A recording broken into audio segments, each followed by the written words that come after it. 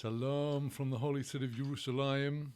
Today, the second day of the month of Teshuvah, the month of Elul, corresponding to the 5th of September, 2016. And I would like to wish all our dear friends and students in the United States of America a happy holiday today on Labor Day. Those of you who are with me, we are the true laborers laboring in the Torah. And today we have most fascinating studies, both in Tanakh, in the Hebrew text of Daniel, and also in our holy Mishnah as we embark on a new tractate, the new Masechta of Maccot. I would like to establish that everybody is able to hear me and see me. Please, those of you who are signed in on the Azamra website, or through you who are signed into the Bet Midrash application of instant messaging, please let me know that you can both hear me and see me. And just as soon as I do hear from you, then I'll be ready to go, God willing, straight into our studies today of Daniel. So just waiting now for notification. Thank you, Adonit. Thank you for informing me that you can now hear me and see me. Baruch Hashem. So let us go forward. Ub'Shem Hashem na'aseh v'natzliach. In the name of Hashem, let us do and let us be successful. Shalom. Today, the second day of the month of Elul of this year of Redemption, 5,776, as we come up to the Yomim Noraim, the high holidays, corresponding to the 5th of September 2016. And we continue now with our studies of the 10th chapter of Daniel, having gone through the chapter with our examination of the more evident meaning of the text and some of the more simple commentaries. I would like to go more deeply into the commentary of Rabbi Meir Leivush ben Yechiel Michel, known as the Malbim. Before I do that, I would like to just make a general comment on understanding an aspect of our chapter, which I believe can be understood very helpfully with the Kabbalistic concept of tzimtzum. Tzimtzum referring to the contraction of the divine light, the infinite light, its contraction to something within boundaries of space-time and being, the contraction of divinity into the material world, involving a withholding of the infinite aspect of divine light in order for the finite material to receive the revelation. We do see this in this chapter, which is all about a group of companions, three of them prophets, Zechariah, Malachi, and Haggai, all of whom prophesied at the beginning of the Second Temple. Indeed, Haggai and Zechariah actually prophesied that now was the time to rebuild. They were with their companion Daniel. Daniel saw the vision. The prophets did not, but they were frightened out of their wits and all went to hide, and Daniel alone was left, and he too was shattered on the physical level by the first revelation of the angel, of the Malach, which parallels the revelation of the angel Gabriel to Ezekiel in his vision of the coming destruction of Jerusalem, which had now passed by the time of Daniel, and Daniel now sees the vision in, as I mentioned yesterday, a more terrifying way than any other prophet saw it, because Daniel saw such a detailed depiction of what's going to happen in the future. And we see that as Daniel first sees the angel as described in verses 5 onwards from chapter 10 of Daniel, as Daniel sees the angel and he's consumed by trembling, and all his friends run away, and Daniel himself, his whole soul in verse 8 is turned into a destroyer. He has no strength left. So Daniel then hears the voice of the angel in verse 9 when he is in a state of slumber. We see how successively the terrifying presence of the angel, defying all the bounds of the physical world as we know it, steadily comes closer and closer to Daniel. And in verse 8 we see that in verse 10 already, after he's heard the voice, he says that there's a hand which is moving him to his hands and knees, and then the angel in verse 11 begins speaking to Daniel in a way that Daniel can hear and understand. And by the angel's comment in verse 12, do not fear, Daniel, it's clear that Daniel was in a state of absolute fear and terror, but the angel is steadily coming down to his level in order to reassure him and in order to give him the message. So as the chapter proceeds and the angel explains why he has come, that he has come to reveal all this future of the end of days to Daniel, we find already in verse 16, behold, there he is in the image of people, the sons of Adam. In other words, the angel has come down to a level even nearer to the level of Daniel, Kidemus b'nei Adam. It is clear from our commentaries that this is all one and the same angel, but steadily he's coming down level by level in order to talk to Daniel and in order to reveal himself to him. And this is what gives Daniel the strength to begin to answer and to say that he is ready to hear this prophecy. So with that introduction as to understanding the successive coming down of the influence of the angel by the attribute of tzimtzum, to understanding that, let us now go into the chapter, and I would like to go into the commentary of Malbim on this chapter, and to follow from the beginning, comment by comment, what Malbim has to say. Well, he points out that Daniel had seen in the third year of Koresh, Cyrus of Persia, how at the beginning of Koresh ascending to the throne, they had given the green light to building the temple, and now Daniel sees that this has not come about, and he is trying to seek understanding, says the Malbim on verse 1, that as Daniel describes how he this word comes to him, and he sees in the Hebrew text Tzovor Gadol, this great long period that he's trying to understand.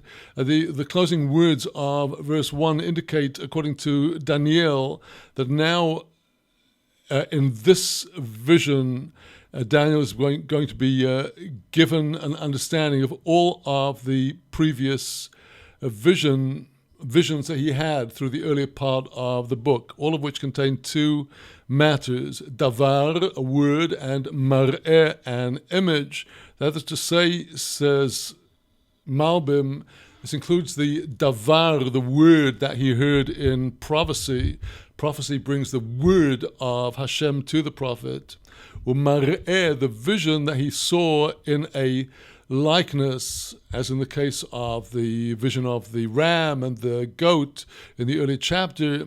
All of this is now going to be explained in detail in our chapter 11 and the ensuing vision. As I've said repeatedly, chapters 10, 11, and 12 of Daniel are all one unit, divided into three parashiot in the text of the parchment text of Daniel, but essentially all the words of this angel coming to reveal to Daniel the end of time.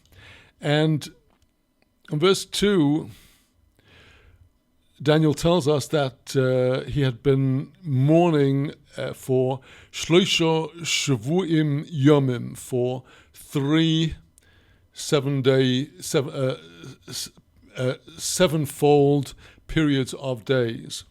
Well, our classical commentators all take this to mean literally 21 days, which would be the perhaps a simple and obvious pshat, a simple explanation of this verse. However, Rashi says differently. Rashi tells us that the period of Daniel's fasting was actually 21 years. And Rashi is taking the word yamim in the Hebrew text in the same sense in which it is used in Genesis, in the portion of Chayei Sarah, when Eliezer goes off to seek a wife for Isaac, for Yitzchak, and when he requests initially that Rivka should go back with him to Isaac, immediately her mother and her brother Laban say, let her stay here for a month, or yamim, where the Rashi on that verse in Genesis deduces that it must be speaking about the period of a year. From the context and the logic of their argument, it's referring to a period of a year. And that is where Rashi gets his teaching that Esrim ve'echod shana heim. They are 21 years.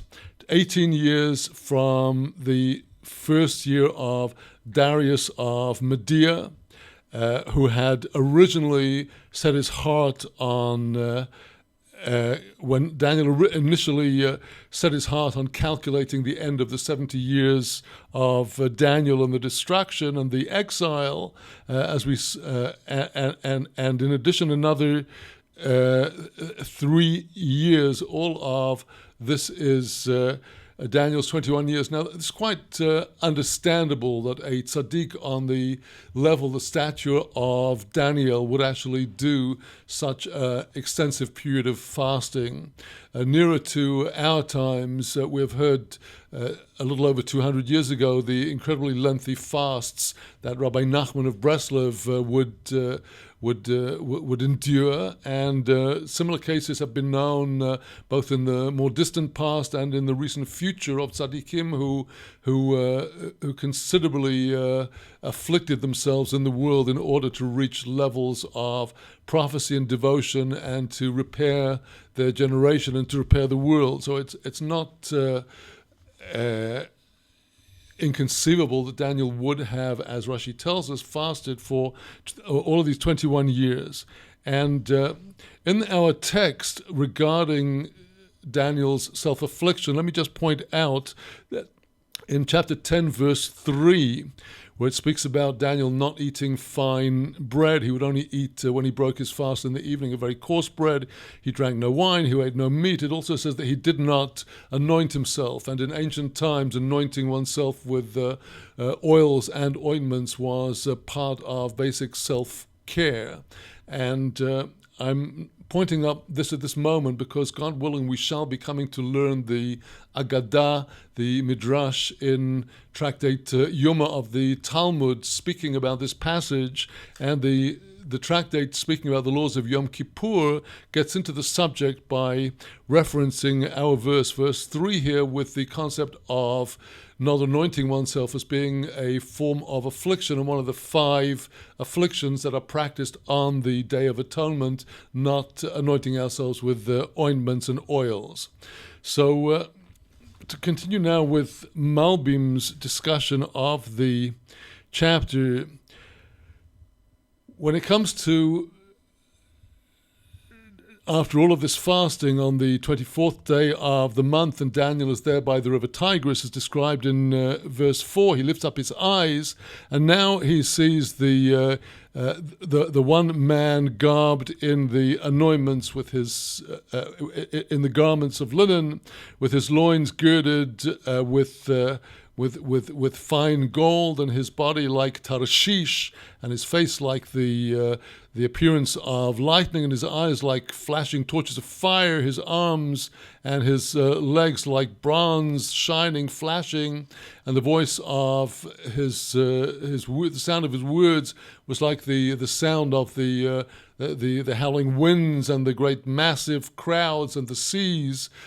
So here, speaking about the explanation of this figure who does appear to Daniel, verse 5, Malbim comments on levush badim, clothed in the linen clothes. These are the white linen garments indicating the complete cleanliness of this angel from physicality. And Malbim himself references the first chapter of Ezekiel, speaking about the loins of the angel and how they are girded, and he relates this to the chashmal that is spoken about from in the vision of Ezekiel, that from his loins and upwards there was a shining light shining, but it did not burn, and down below it was burning fire. And so the division between the angel's upper part and the angel's lower part, as depicted in the vision, Malbim is explaining that the upper part of the angel is the angel's power of receiving from above, which is the Kabbalistic aspect of Gedulah Chesed, where the angel rises up to receive the blessing. And now the lower part of the angel is concerned with bringing that shefa, bringing that influx of influence down to the lower worlds. And that is why the upper part of the angel is indicating the side of chesed, the angel's receiving power, and the lower part of the angel is indicating gevurah, the angel's handing down the influence according to the attribute of din, of judgment and measure, in order for it for the shefa, what is coming down, to be accessible and available to the recipients of it down below. So again, this indicates the aspect of tzimtzum we see in the very way that the angel is depicted here in verse 5 onwards.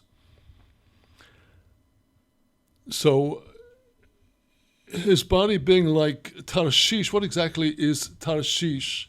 Well, the identity of Tarshish is as a great sea. We see Tarshish mentioned in the story of Jonah. Tarshish is sometimes associated with Spain. The Sea of Tarshish is almost certainly the Mediterranean. Rashi, in his commentary on this verse, tells us it is the Sea of Africa. Now, Africa in the language of our sages refers more specifically to North Africa, the Mediterranean Africa, as opposed to deeper down to the southeast, Kush, Ethiopia, and further down south in Africa would be an extension of what our sages called Africa. So Tarshish is pretty much the Mediterranean, which to us, when we look at it on a map, might seem to be like a big puddle between Europe and Africa, but certainly to the ancients, with only sailing boats to cross it, and it would have seemed like a most enormous sea. So the concept of the Tarshish is of this great expanse which has a sapphire-like shining nature like the sea. Says Malbim on verse 6 that his torso is like Tarshish,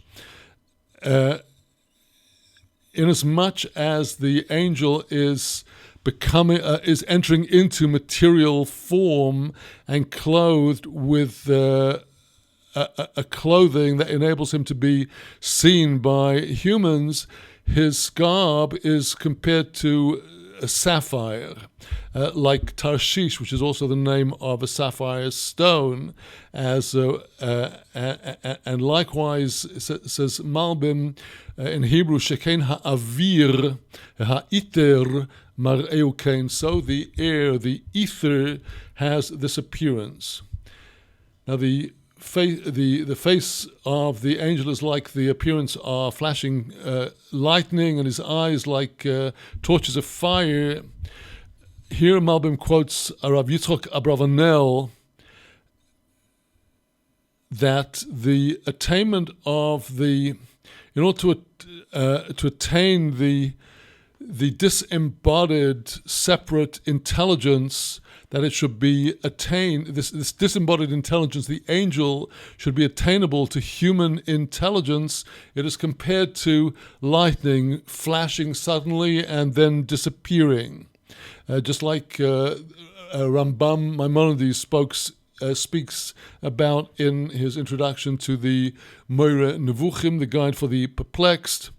The Malbim continues commenting on the arms and legs having the appearance of flashing bronze. He says the actions of his hands and the movements of his legs, it's those actions that are alluded to in the depiction of his hands and legs. It's not that they are to be imagined as human-like arms and legs, but the actions which he performs and the movements which the angel makes in influencing our world are compared to hands and legs. And the expression of the flashing bronze is also is explained in the chariot, the vision of the chariot of Ezekiel. Again, of a similar concept of the mote velot mote, reaching but not reaching, of our ability to attain this beyond natural revelation. Daniel says that he himself saw, the people with him didn't see. Malbim here quotes that these were the prophets, Haggai, Zechariah, and Malachi, who felt that something was going on and fell upon them trembling, because they were prophets, but they didn't actually see the vision itself, because in respect of seeing the face of the angel, literally face to face, says Malbim, the Madrega, the level of Daniel was greater than his companions. And our sages commented that in this respect he was preferable to them in the level of his attainment. Now, Malbim, in the ensuing verses, verse 8, Daniel's response to this vision, emphasizes how Daniel's physical powers did not remain only the only thing that even his intellectual powers did not remain, to express the complete shock, horror, and completely earth-shaking nature of this to Daniel. And all of his levels were just blown away. And this is because in other prophecies we see that the prophet was less shattered than we find in the case of Daniel. Here, even his highest faculties were blown to bits at first, and he was not ready to receive the prophecy. And it's only that when he heard the voice, he got even weaker, he falls into a slumber, and it's only later, as I said, as the angel comes down level to level and gives him strength, he's able to get up and hear what the angel is saying. Now, verse 13,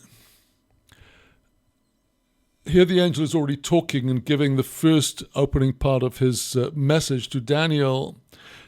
Verse 12, the angel had said, "Don't fear, because from the first day that you began to try to understand and to fast, your words were heard, and now I have come." And in verse 13 he says that the whole verse has a certain glaring point staring you in the face when you recognize it. He starts off by saying that the Sar Malchus Poras, the angel, that is the heavenly guardian angel of Persia, is standing against me, says Gabriel, for 21 days, which is a long time in heavenly terms. And then he says there is Michael, one of the first and foremost of the guardian angels, namely the guardian angel of Israel, standing there above him, and he's coming to help me. And the last part of the verse, I was left there, says Gabriel, by the kings of Persia. So we start off with the angel standing against the guardian angel of Persia, Gabriel against the guardian angel of Persia. We end up the verse that the angel is they're with the kings of Persia. And here Malbim explains this, that at the beginning of the verse, Gabriel had to stand against the angel of Persia, standing against him, because the angel of Persia was already raising accusations against what in the first year of Cyrus the Jews had begun to do in Jerusalem, to build the temple. And immediately after that there was the kitrug, there was the accusations and the letters of incitement of the sons of Haman coming from Israel, as written about in Ezra and Nehemiah. So all this is giving the Sar Paras, the angel of Paras, a power to make accusation against Israel. And as we shall discuss when we come to the Agadah in the Gemara, which I did mention yesterday, Gabriel's limitation in fighting against all this was because in the time of the destruction of Jerusalem, he had let the burning coals get cooler, and that was why he was, as it were, sent out of the heavenly tribunal. So here is at the beginning of our verse now, in verse 13, the angel of Persia standing up against Gabriel, and at the end of the verse we see that the angel is by the side of the kings of Persia. That is to say that Gabriel is now acting as a mashpia, says Malbim, acting as bringing down the influence of divine providence and management and government into the world, whether it's the angel himself who is standing by the kings of Persia, namely the coming kings, namely Darius, in order to accomplish a change of policy. Says Malbim, is now going to change their heart to show kindness to Israel, because through Gabriel the influence of accusation of the first angel will now diminish, the angel of Persia. So continues Malbim in his explanation of this chapter. He says to Daniel, Verse 14, I've come to give you understanding of what will happen to your people at the end of days. Says Daniel, says Malbim, the implication here is that indeed, even though I shall be able to overcome the guardian angel of Persia, that is to in such a way that his kingship, his kingdom will be one full of kindness to Israel, as we see that after the miracle of Purim, after Achashverosh of Megillat Esther, when Darius the second came to the throne, Darius of Persia, the son of Esther, he did indeed actually enable the building of the temple. So this much, the building of the temple through turning Persia into a beneficent helper of Israel at that time, the angel could accomplish,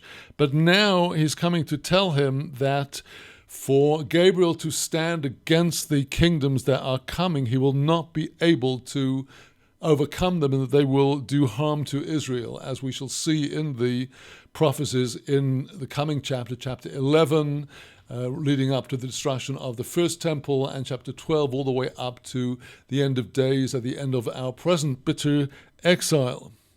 So the angel here in verses 14 on is telling us that he's coming to teach Daniel what is going to happen with these kingdoms that he will not be able to overcome. For he says there is yet a vision for these days. There is still another vision that has to come to you, namely chapters 11 and 12 of all the days that are to come.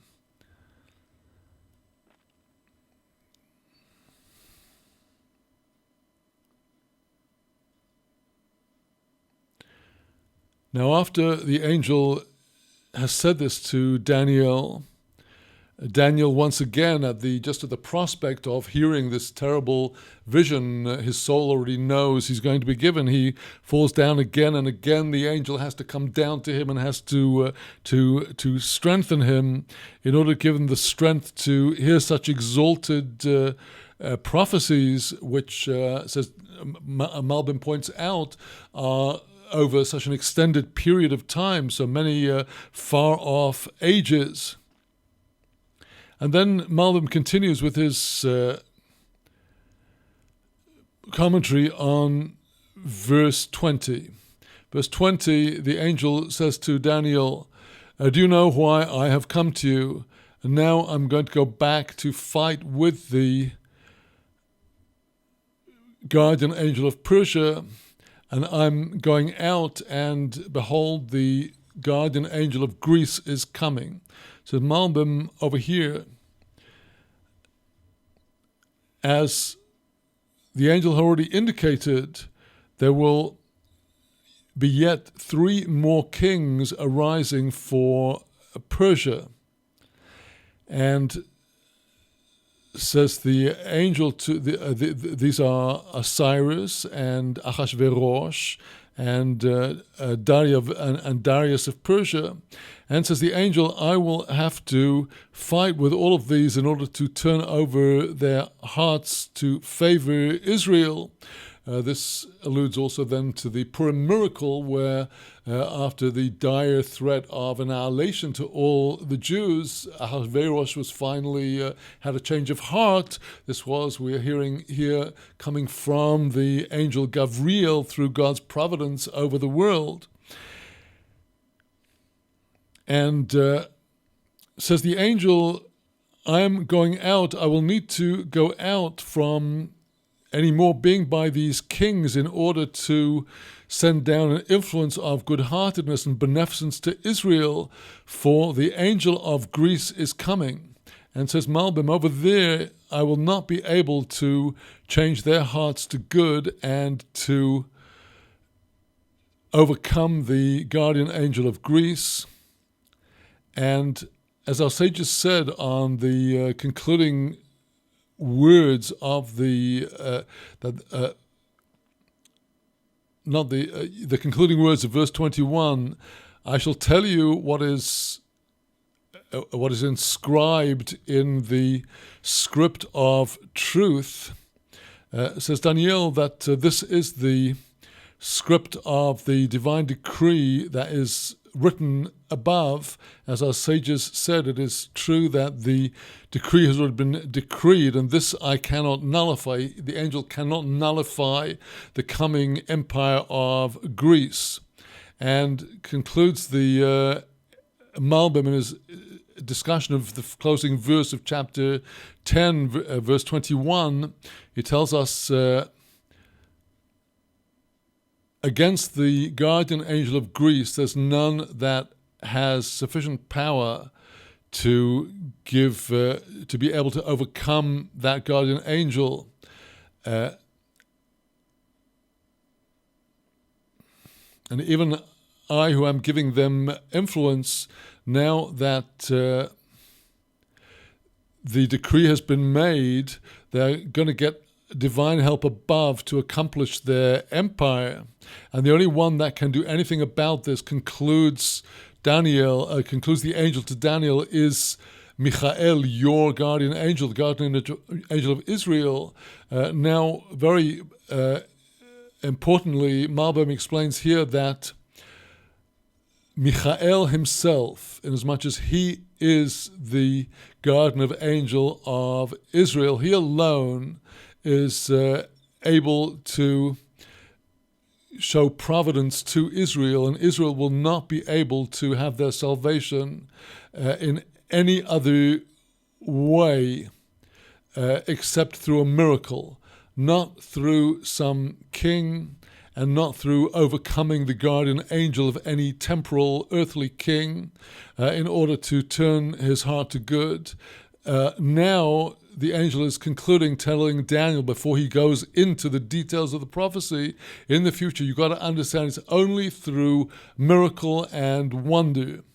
For when Israel will be standing in very great trouble and literally standing facing complete destruction, then the guardian angel of Israel shall be aroused from God's aspect of his providential government of the world through miracles, as will be explained when we come to chapter 12. And with that, we conclude Malbim's commentary on our chapter, and we shall be coming in our next session to a discussion of the Talmud's Agadah on this chapter. So with that, we conclude today's study of Daniel. So now we'll take a brief interval before we come to studying our Mishnah.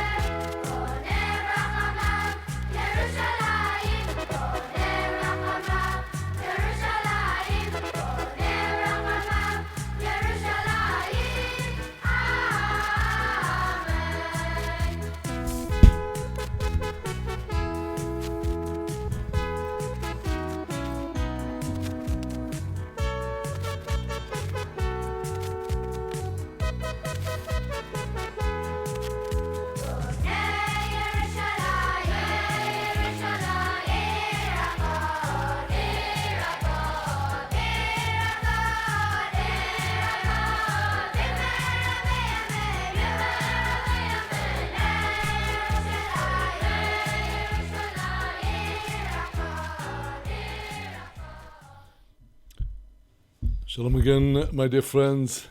Shalom, and now let us commence the next session of our discussions today. Let me just get up for you, however, the correct reference to our Mishnah, since we are today starting a new tractate. We are today starting the tractate of Maccot, and I would just like you to be able to have that in front of your eyes. And here we go, that's better.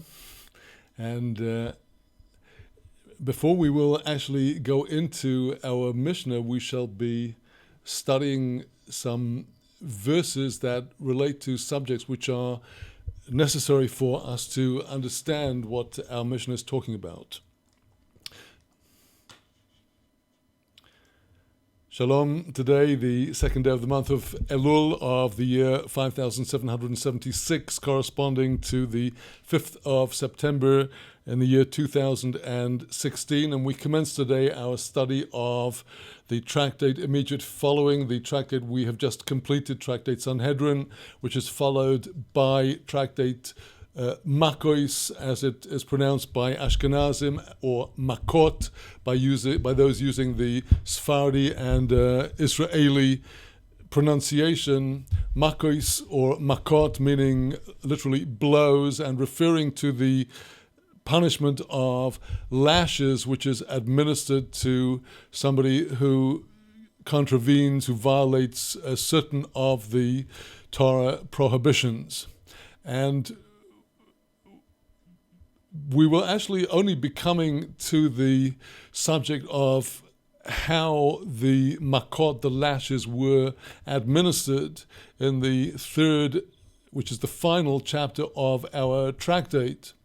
But in order to come to the subject of to whom and how the blows, the lashes, were administered, we first have to deal with certain borderline issues as to when and how the blows might be administered. The overall subject of the sanction of lashes is connected, of course, with the subject of Sanhedrin, because we have already dealt with the supreme authority of the Sanhedrin and their unique power in temple times to administer the four kinds of execution entrusted to the Bet Din. And now, having dealt with the most severe sanction of the Torah, we come to the less severe but nevertheless very, very harsh penalty of lashes, which before a person would be given lashes, they would be given a medical assessment as to just how many lashes they might be able to endure without the lashes killing them.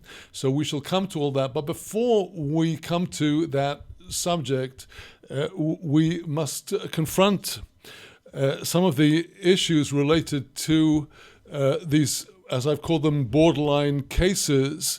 And it's in this way that our tractate actually takes off from exactly where Tractate Sanhedrin at the end of chapter 11, Mishnah 6, ended, that in the case of false witnesses who accused a daughter of a Kohen priest of adultery, even though the Torah specifies that the Bat Kohen would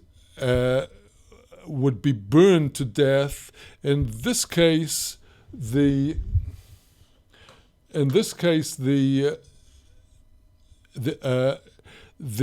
false witnesses would not receive the same punishment as the daughter of the Kohen of burning. They will be executed by strangulation for trying to have her killed through false testimony.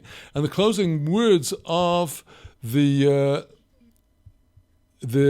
last mission of Sanhedrin were that all false witnesses who testified against somebody falsely accusing them of a capital crime, they would go off to the same kind of execution as the person they tried to execute, with the exception of this case just mentioned of the false witnesses who gave testimony against the daughter of a Kohen having adultery with somebody else.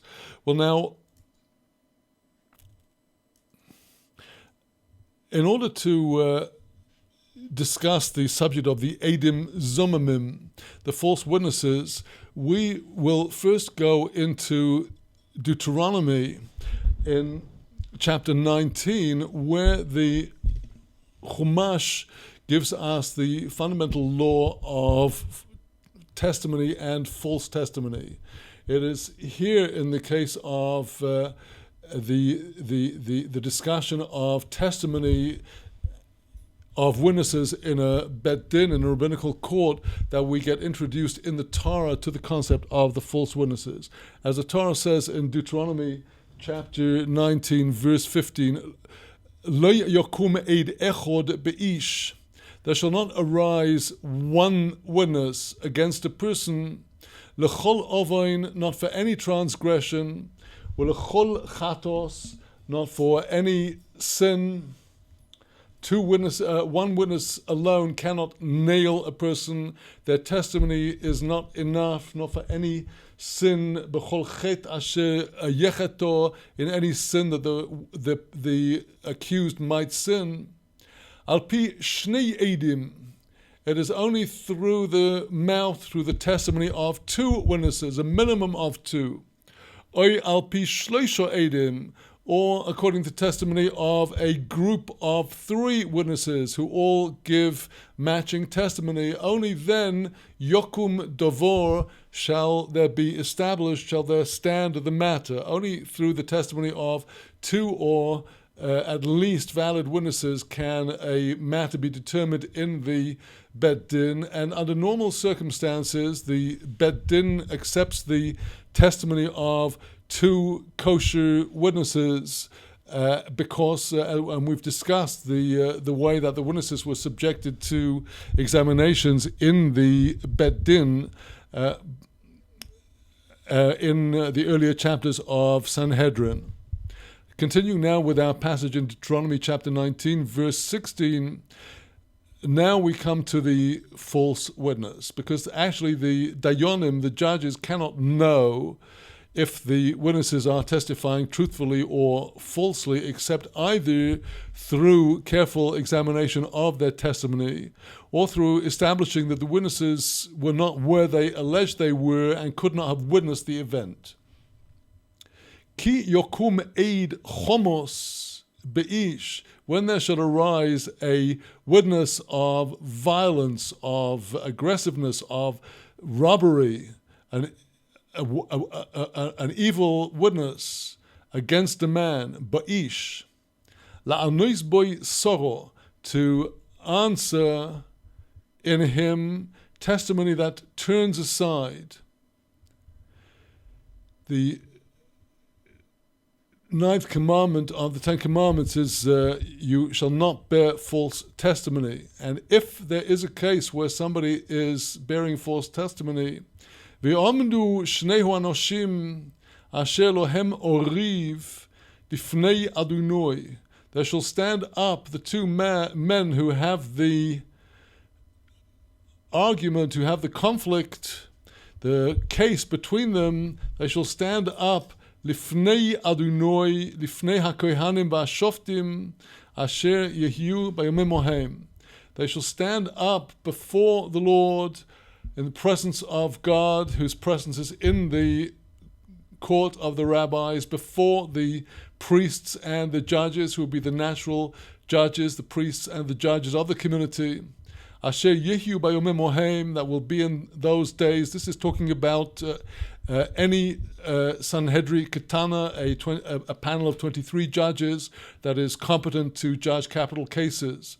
So having heard the testimony, V'dorshu Ashiftim Eitev, the judges must search out very well. We already studied in Sanhedrin how this is one of the verses that is the foundation for the various investigations and questions the judges had to ask. V'hinei eid sheker ho'eid. And if, behold, if it turns out it is a witness of falsehood, a false witness that this witness is bearing. Sheker ono v'ochiv. Falsehood did he answer against his brother. If this is established through the investigations of the judges, and this in the case of Edim Zomamim, the treacherous false witnesses we should be studying about in Tractate Maccot, this will be established if they're stepped forward or were brought forward two other kosher witnesses who testified that these first two were not where they said they were when they claimed to have witnessed the crime. And in that case, the false witnesses are established as Edim Zoimimim. And the Torah says, Va'asisem loi, you shall do to him, namely to the false witnesses, the false witness, ka'asher zomam, just as he planned. You shall inflict upon him the same thing that he plotted to inflict upon his fellow. La'asois la'ochiv, what he was intending to do to his brother. Uvi'arto horo mikirbecho, you shall clean out, remove the evil from within your midst. Vanishore mishmeu v'yiro, those who are left shall hear and shall be afraid. They shall not continue anymore to do like this evil thing in your midst. We already had a similar verse in the case of the false prophet who was, or the idolatrous prophet who was publicly executed, and we heard also about the Zokein Mamre, particularly the rebellious elder, of whose execution there had to be made a public announcement so that everybody would hear and be afraid. The same in the case of the Eid Zoimim, the false witness. This is one of the categories where public announcement of the execution of the punishment inflicted on this witness, tantamount to the punishment he wanted to inflict upon the other person. They shall no longer do this, anything like this evil thing in your midst. Your eye shall not take pity. Nefesh b'nefesh, soul for a soul, literally. Ayin b'ayin, eye for eye, literally. This is not the literal meaning of the text is not the way this is applied in the halacha for reasons which are not relevant right now to our discussion. Shein b'shein, tooth for tooth, yad b'yad, hand for hand, regel b'regel, leg for leg. So this is the Torah portion about the Edim Zomamim, the false witnesses. And to complement this chapter, let us just before we go into our Mishnah, turn to a later portion of Deuteronomy. Now going to chapter 25 of Deuteronomy, in the portion of Kiseitze, which is going to touch upon the subject of Edim Zomamim, and is also going to serve as an introduction to the main subject of our tractate Maccot, lashes, because here is the Torah's source for the commandment of inflicting the lashes on certain kinds of transgressors. So Deuteronomy chapter 25 verse 1, Ki yiyeh riv bein anoshim, when there will be a dispute between people. We just had that expression of riv, dispute, in the previous section speaking about the false witnesses. V'nikshu el amishpot ushefatum, they shall draw close to the justice, and the judges shall pass judgment. V'hitzdiku es hatzadik, they shall deem righteous he that is righteous. V'hirshiu es orosho, they shall condemn and deem evil the one who is wicked. This verse in itself is where is the allusion to the Eid Zoimim, the treacherous false witness here, because the Hebrew expression hitzdiku es hatzadik, they shall deem righteous the righteous. Well, if it was righteous from the start and that was evident, they would not have to justify him. The reason they had to justify him was because they got up against him false witnesses who said this tzaddik, so-called, is actually rasha, he's wicked, and only after the Edim Zomamim, the false witnesses, were themselves disproved, then the judges, hitstiku es hatzadik, they will now justify the righteous. V'hirshu es harosho, if the wicked person covered himself with false witnesses, the judges, through their investigations, should be able to condemn those false witnesses. V'hoyo im bin hakois orosho, and it shall be if literally a son or a child of being beaten shall be this wicked person. If the law provides that this case of transgression is one that to which is applicable the penalty of lashes, v'hipiloi ashofet, the judge shall cast him down. That is to say, we do not permit extrajudicial beatings, those which are undertaken on private initiatives. It is the judge who determines if the biblical penalty of lashes is applicable. The judge shall cause him to fall down. Vehikohu, they shall smite him, they shall give the lashes, as we shall learn how that was done through a leather straps. Lefonov, before the judges, this is carried out. Kedei rish osoi, in accordance with his evil, be mispor, within a given number. Arboim yakenu, 40 shall he strike him. Our sages ignore the break between the two words at the end of verse 2 and the first word of verse 3.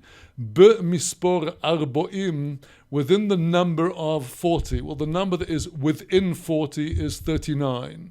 From here we learn that the penalty of lashes, unless mitigated for medical reasons, was 39 lashes. Within the number of 40, yakenu, shall he smite him, the officer in charge of the administering the penalty.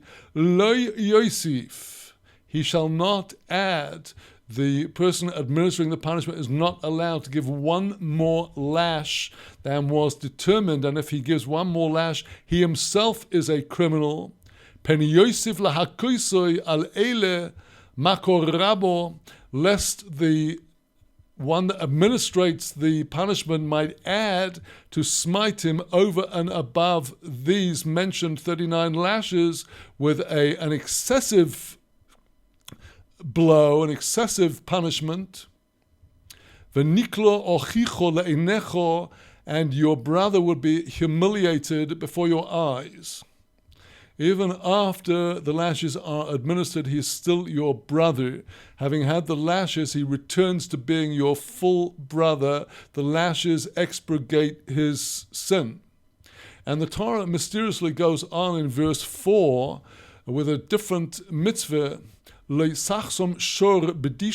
shall not muzzle an ox while the ox is threshing.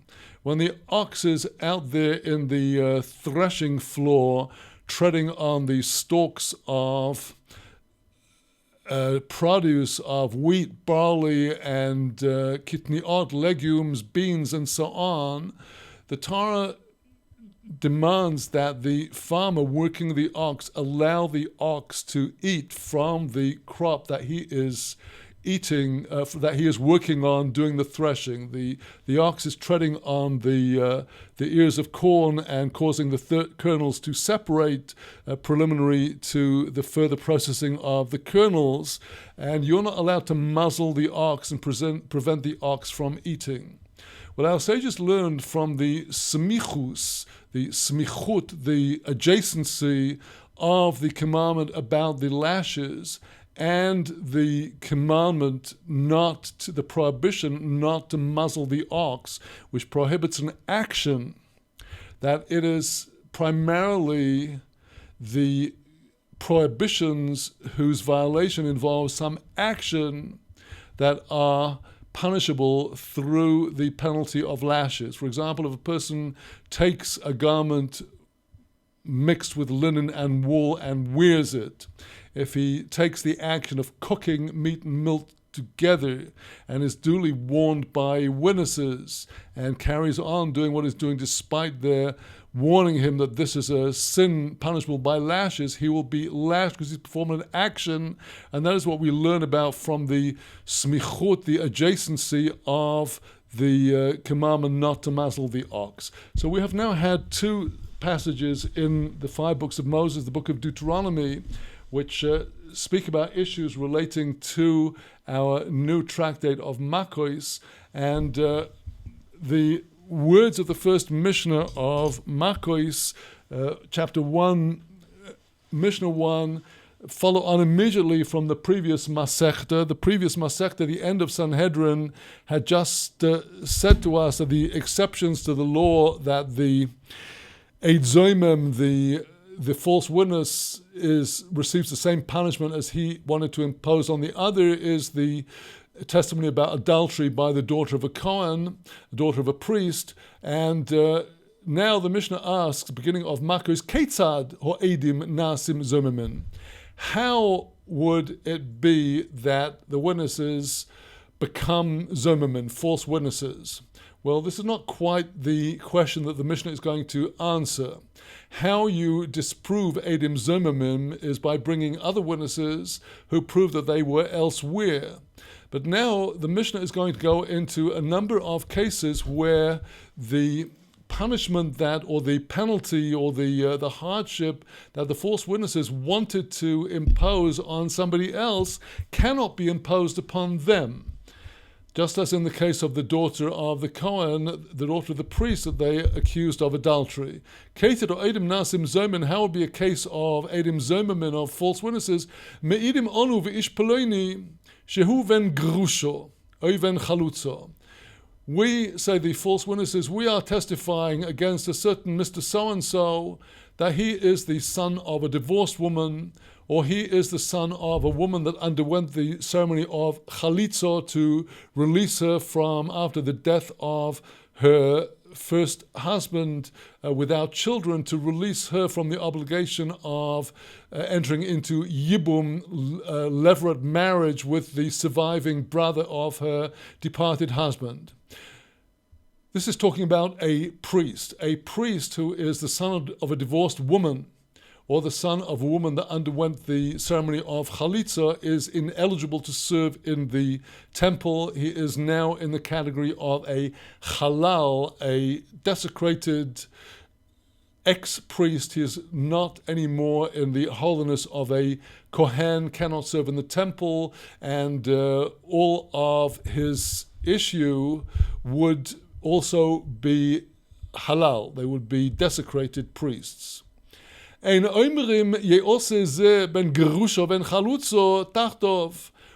say that this false witness who accused wrongfully the Kohen of being the son of a divorced woman, or the son of a woman that underwent the chalitza ceremony, we cannot say that if that witness, whether he was a Kohen or not a Kohen, you couldn't turn him into the same status he wanted to have that other priest be in, because if he's not a priest at all, then the category of halal is not relevant to the Eid Zoimim. And even if he is a priest, depending on whether he does or does not have issue, if we determine that he's going to be a ben gerusha and chalutza, the penalty will not only affect the false witness, it will affect all the false witnesses' issue, his descendants, who will also be in the same category of halal. So we do not, in this case, also afflict the same suffering that he wanted to inflict upon the object of his false testimony. Elo loike arboim. He is going to undergo the penalty of lashes, 40 lashes. Calling them 40 lashes is the general way they're referred to, but as I've just explained, they were actually only ever administered 39 lashes. Another example of a false witness that you cannot punish as he wanted to punish the other person. Me'idin onu be'ish peloini shehu chayv legulois. We say, these false witnesses, we are testifying against Mr. So-and-so that he is liable to go into exile. They are testifying falsely that he committed unwitting manslaughter and would have to go into exile to these cities of exile. We don't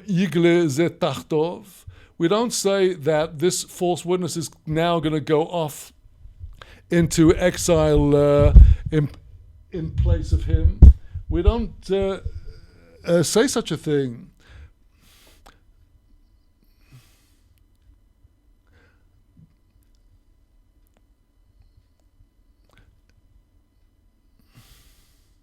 Eloloike Arboim is going to undergo the 40 lashes.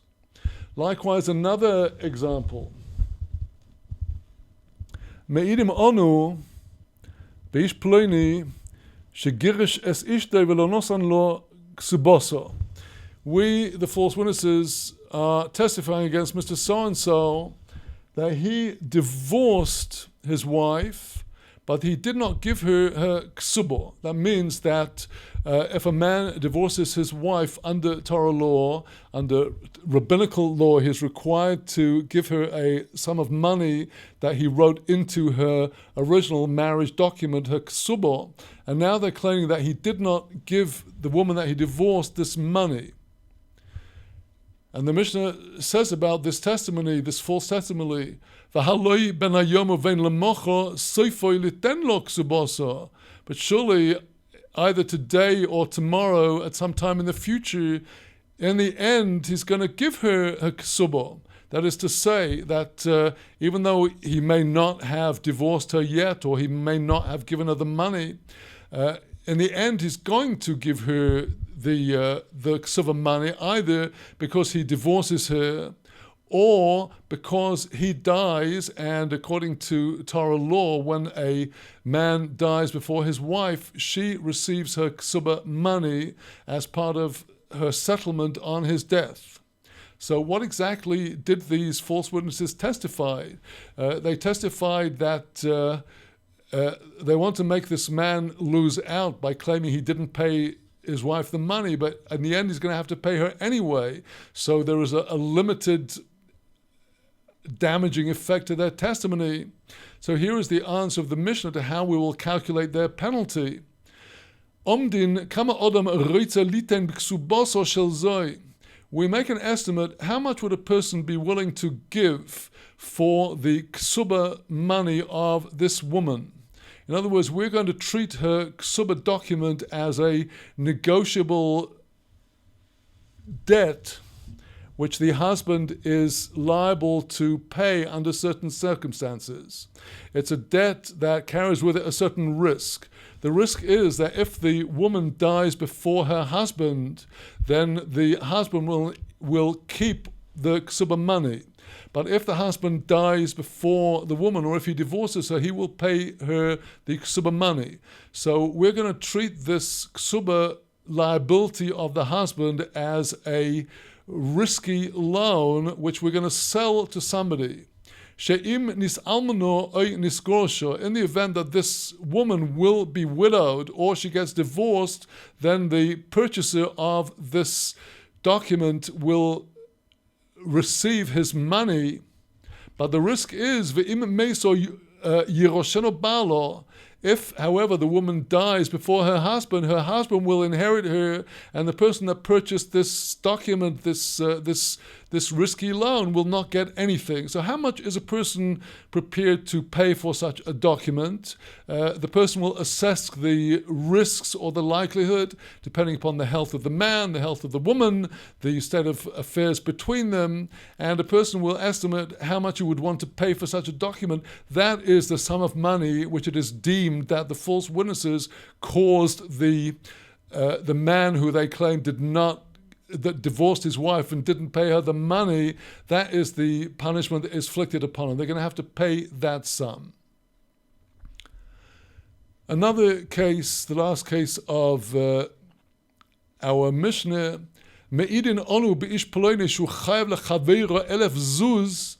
We testify against Mr. So-and-so that we know that he owes to his fellow 1,000 zuz coins, almanos litnan loy mekan v'ad shloshim yom, with the condition of that loan that he's got to repay the loan to give them back to him sometime between now and 30 days.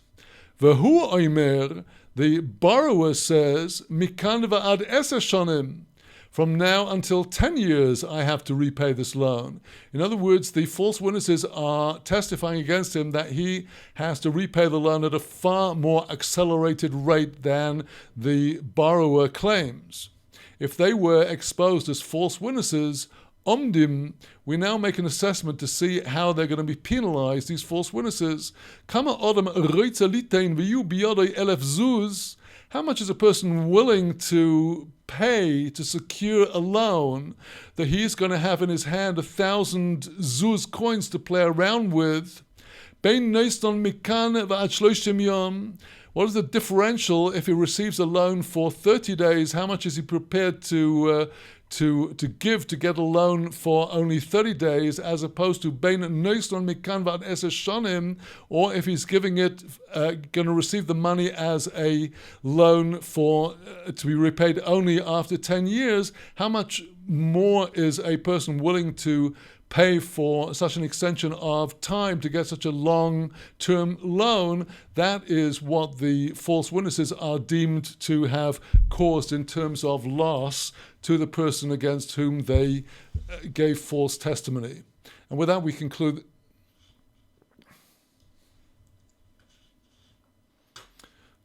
So with that,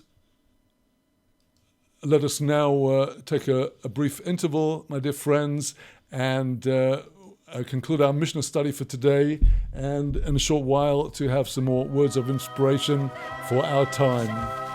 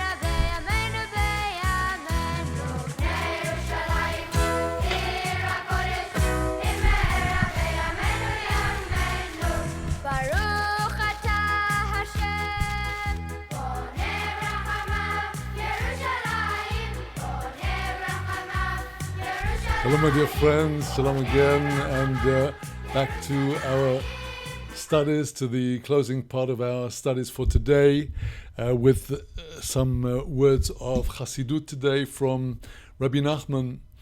Yesterday, in my weekly Shavua Tov hookup, I spoke about the inner kavanot of the month of Elul, the inner spiritual intentions as we go on this journey towards the great aliyah, the great ascent of the high holidays, Rosh Hashanah, the day of judgment, and Yom Kippur, the day of atonement and complete reconciliation with God.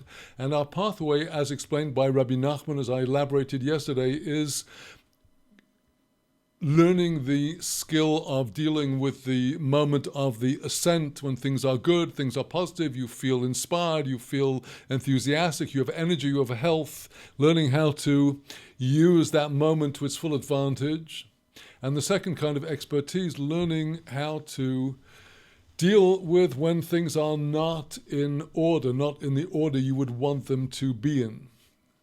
When you are beset with obstacles and opposition, how do you deal with that?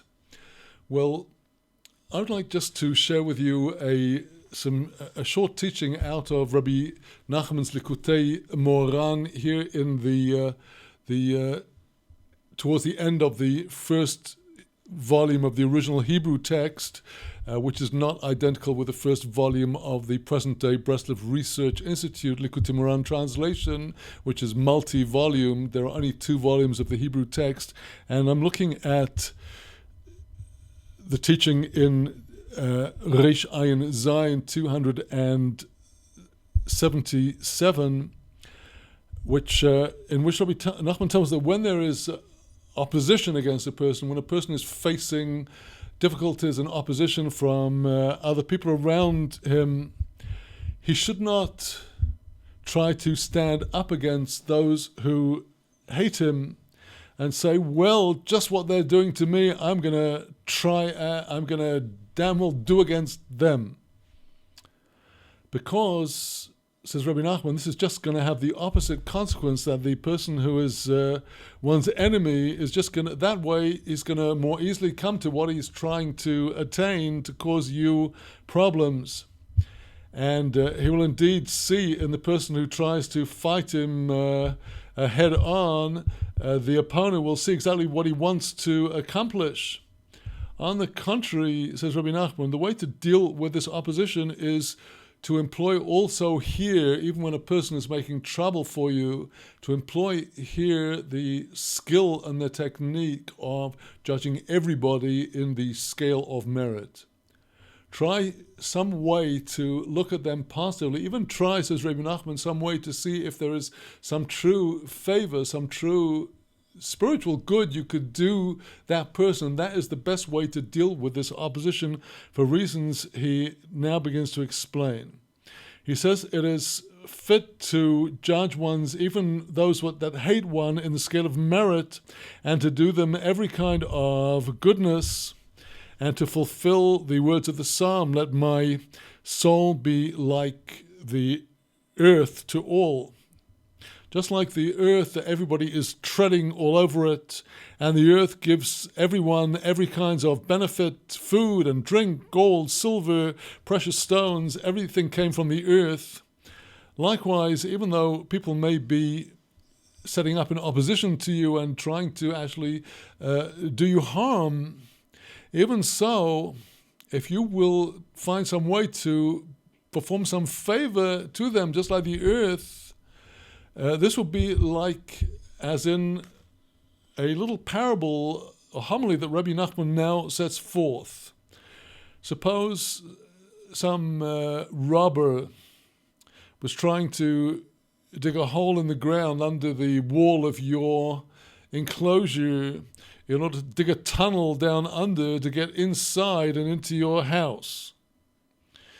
So if you inside you decide that the way to deal with this is to go tunneling through to him, then the person who's trying to tunnel in from the outside, the robber, will that way definitely get to what he's trying to accomplish, because you're simply doing the tunneling work from the inside for him.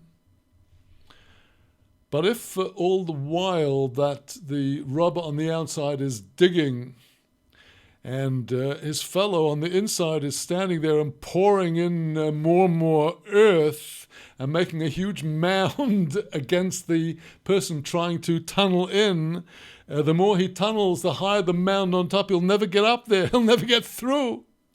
And that way, the person on the inside is going to subvert and destroy the evil intent of the outside robber. He will not be able to accomplish what he wants.